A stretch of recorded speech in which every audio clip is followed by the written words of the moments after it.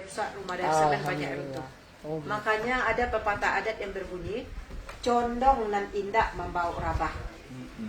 Dia miring condong, tapi tidak akan lumpuh, kokoh makanya. Mengenai ukiran juga bukan sekedar kita ukir, ada arti yang terkandung dalam ukiran. Filosofinya ya. Karena falsafah ukiran berbunyi, alam tak kambang jadi guru. Alam tak kambang jadi guru. Ukiran. Alam yang terkembang itu jadi guru. artinya nih? Alam yang terkembang jadi guru. Ya, orang Minang membuat ukiran itu berguru kepada alam.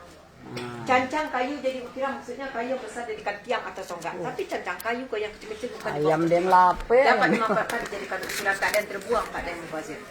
Contoh ini nama ukirannya kucing lalo. Kucing lalu. Kucing lagi tidur.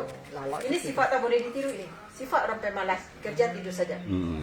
Kenapa ukiran kucing lalu diletakkan bagian yang berbeda? Kan gini Bapak Ibu, kalau seorang suami di dalam keluarga istrinya atau menantu itu di dalam keluarga itu disebut orang sumando. Orang sumando bermacam-macam. Ada orang sumando minyak mama, ada orang sumando kacang miang, ada orang sumando langau hijau, ada orang sumando lapiak buruak. Kalau ingin dihargai dalam keluarga istri, jadilah orang sumando minyak mama. Jadi panutan dalam keluarga istri. Tempat orang minta pendapat sama dia rajin bekerja, arif bijaksana. Jangan jadi orang Sumando kacang miang. Kacang miang itu apa? Kalau kita Kacang yang kering gitu. itu bukan Pak, kalau kita ke hutan atau ke Kalau miang bahasa Lampung itu Iya, miang. Kalau Miang. kayak apa ke kaki kita jadi kata-kata. ah, Ini orang Sumando kerjanya membuat keributan saja dalam keluarga istri. orang semando. Ya, atau menantu tadi atau orang Sumando atau orang menantu. Kalau bahasa Lampungnya semanda. Semanda. Kita Kalau Sumando. bahasa Inggrisnya turis, turut istri. Ya. Turut Kalau istri. ya, juga jadi orang Sumando langau hijau. Ini yang lebih parah lagi. Langau Kalau hijau lalat- itu apa artinya? Lalat hijau. Lalat hijau. Ya, kalau lalat kan di tempat kotor aja. Ini orang Sumando kerjanya yang tiap hari kerja dikerjakannya. Juga jangan jadi orang Sumando lapiak buruk. Sekarang sudah lusuh. Tapi mau apa di dalam dilarang merokok. Oh, nggak boleh ngerokok ya? Haram. Jadi orang Sumando lapiak buruk ini orang Sumando pemalas ini. Kenapa dibilang laki atau tikar yang sudah lusuh? Karena kerjanya tidur saja sampai lusuh lah tikar itu. Kalau ada orang Sumando yang seperti itu dalam rumah gadang, orang rumah gadang tidak akan bicara langsung kepada yang bersangkutan, dia akan menyindir saja. Jadi kebetulan orang Sumando seperti itu, ada kucing. Kalau kucing di rumah kan kerja tidur saja. Kalau lapar, dia lari ke dapur. Untuk menyindir kepada orang Sumando lapiak buruk yang pemalas, berbicara orang rumah gadang kepada kucing seperti ini. Kucing kau lalu ke lalu saja. Kucing kau lelok saja. Jadi ngingetinnya ditaruh lah. Betul.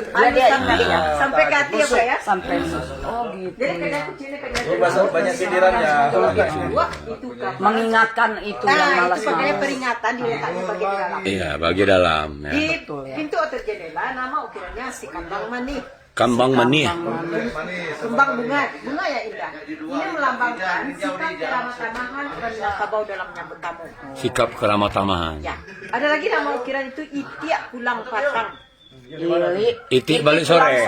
Di bawah di jendela. Ini melambangkan keteraturan atau kedisiplinan. Kalau itik jalan tidak ada komando teratur berbaris satu-satu.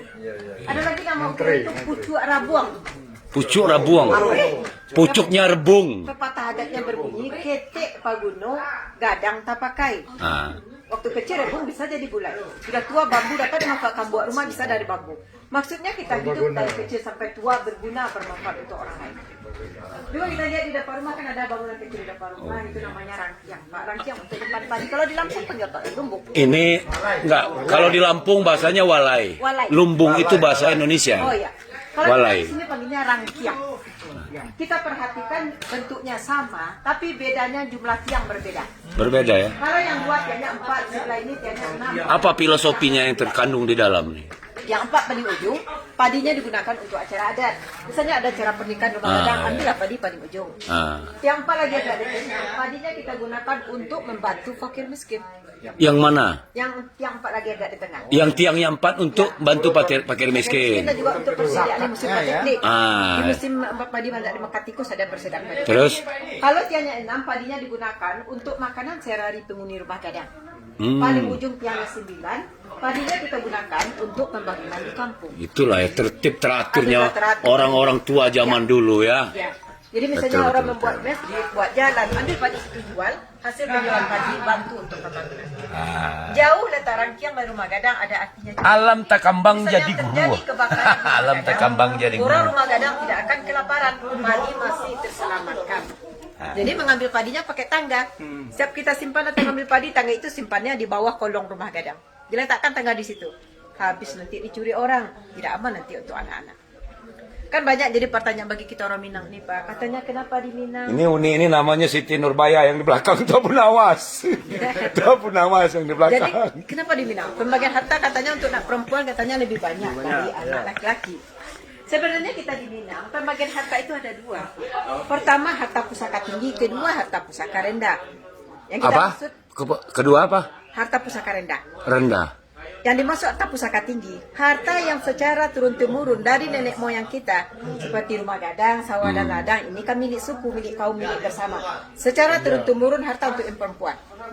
Cuma harta itu hak pakai, bukan hak milik. Tidak boleh dijual harta pusaka tinggi. Cuma boleh digadaikan. Ya, boleh digadaikan, tapi syaratnya sangat ketat sekali. Ini termasuk budaya yang ini tuh nggak nih wilayah ini yang ikut suami itu semande apa tadi semende? Bukan, enggak ini. Kalau di sistem matrilineal suami tinggal rumah istri. Ini iya. Ya, mungkin satu-satunya kita di Indonesia. Jadi sistem matrilineal ini perlindungan untuk yang perempuan. Misalkan suami tinggal di rumah di keluarga istri. Kalau mau berkasar kepada anak dan istri dia berpikir-pikir dulu karena dia tinggal di lingkungan keluarga istrinya. Iya benar. Semendak. Kita Semendo tuh kalau suku Semendo tuh istilahnya tunggu tubang. Tunggu tubang. Bedanya di situ. Iya, tunggu tubang. boleh kita lanjut. Lanjut. Jadi cuma boleh digadaikan, tapi syarat menggadai syaratnya sangat ketat sekali. Gadaikan harta pusaka tinggi. Syarat pertama yaitu rumah gadang katirisan. Jadi maksudnya rumah gadang banyak rusak. Kita tidak punya uang untuk memperbaiki rumah gadang. Ada sawah sebagai harta pusaka tinggi, gadaikan sawah untuk memperbaiki rumah gadang. Kedua syaratnya yaitu mai tabujua dalam rumah. Mai tabuju dalam rumah. Ada kematian di rumah gadang, tapi kita tak punya uang untuk cara penyenggerak mayat. Gadaikan harta pusaka tinggi untuk penyenggerak mayat. Jadi maksudnya seperti ini juga. Apa orang Minang ini meninggal butuh biaya yang sangat besar untuk penyenggerak mayatnya. Bukan itu, supaya kita jangan mudah menggadai harta pusaka tinggi. Kalau ada yang meninggal rumah gadang akan bekerja sama, bergotong royong untuk menyenggerak mayat. Yang ketiga syaratnya yaitu gadis gadang alun balaki. Ada anak perempuan Gadis gadang alun balaki. ya untuk menikah, tapi kita tidak punya uang untuk cara perkonak gadis. Gadaikan ke pusaka tinggi. Gadaikan harta juga bukan ke orang lain, kepada yang satu suku dengan kita. Jadi waktu menebus tidak terlalu rumit. Kalau tidak tertebus harta itu tidak akan kemana-mana, masih milik suku kita juga. Benar. Kedua, ini harta pusaka rendah. Harta pencarian orang tua pembagian sesuai dengan hukum Islam. Yang laki-laki dapat juga lebih banyak dari anak perempuan. Dua bagian lebih. Tapi anak laki di Minang tidak terlalu mengharap harta dari orang tua. Kenapa begitu? Umur 10 tahun tidak diakan mandiri. Laki-laki sudah bisa tidur di surau. Dia Sudah dewasa disuruh pergi merantau karena ada pepatah adat yang berbunyi Karantau madang dahulu babuah babu balun. Karantau bujang dahulu di kampung babu balun. Disuruh nak laki pergi merantau kenapa belum guna di kampung. Itu termasuk yang dalam ini tuh, ampe sare merantau itu kan. Oh, saya tahu itu. Ampe sare merantau. Bukan itu. Indah boleh berjudi kecuali kurang kaki. Kan? Indah boleh jauh dari masjid. Kan lalu indah bayar sembayang dapat palo. Indah boleh babudi kecuali pedagang rugi. Indah boleh ngeganggu bini orang kecuali suko sama saudara. Tos dulu ya.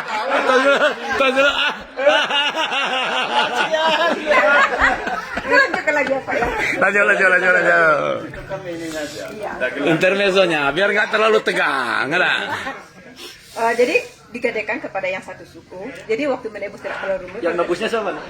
Kau makanya untuk diminanya untuk bermusyawarah mufakat dulu. Ada satu saja perempuan tidak setuju dalam rumah gadang dalam penggadaian itu tidak akan terlaksana. Oh, itu jadi ya. suara perempuan itu sudah dengar. Emansipasi itu sudah dulu digunakan. Bundo kandung. Ya.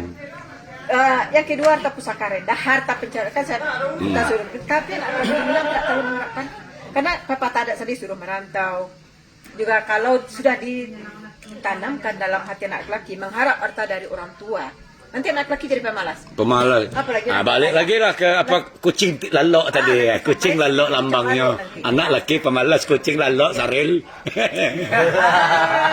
Iya. Tapi juga pergi merantau yang laki-laki tidak sukses di rantau yang akan membantu itu saudari perempuan. Jadi ikatan keluarga itu sangat erat sekali. Jadi sebenarnya pembagian harta dalam sistem matrimonial di Minangkabau bukan kaum perempuan lebih ditinggikan atau lebih diutamakan, bukan itu. Sangat melindungi kaum perempuan. Misalnya sebagai kaum perempuan suaminya sudah meninggal, dia tidak punya rumah, dia berhak tinggal di rumah gadang. Nah, ini Datuk Maringgi. Bisa jadi petani. Kau Datuk Maringgi kau. Jadi kaum perempuan akan terlindungi, tak akan tersia-sia. Wah, ini dia pengantinnya. Kau Datuk Maringgi kau. Nah, coba kalau ada pertanyaan Bapak. Terima kasih. Jadi kan yang terkenal pahlawannya kan Imam Bonjol ya.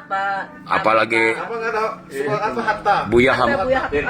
Hatta dari Bukit Tinggi. Tuanku Imam Bonjol, Abdul Muiz itu. Oh, itu fotonya ya nih. Satu nih ya. Tuanku Imam Bonjol, Hamka, Sultan Syahrir, Abdul Muiz. Enggak, kita nih secara umum Minangkabau semuanya. Kalau kita bilang sendiri ya, kita nggak cukup juga apanya. Nih, Koleksi. nih. Di mana kuburan Datuk Maringgi itu nih? Datuk Maringgi itu kan Aku nak ziarah, nak minjam jimatnya. Datuk Maringgi itu kan itu kan karya sastra. Tapi Karya sastra.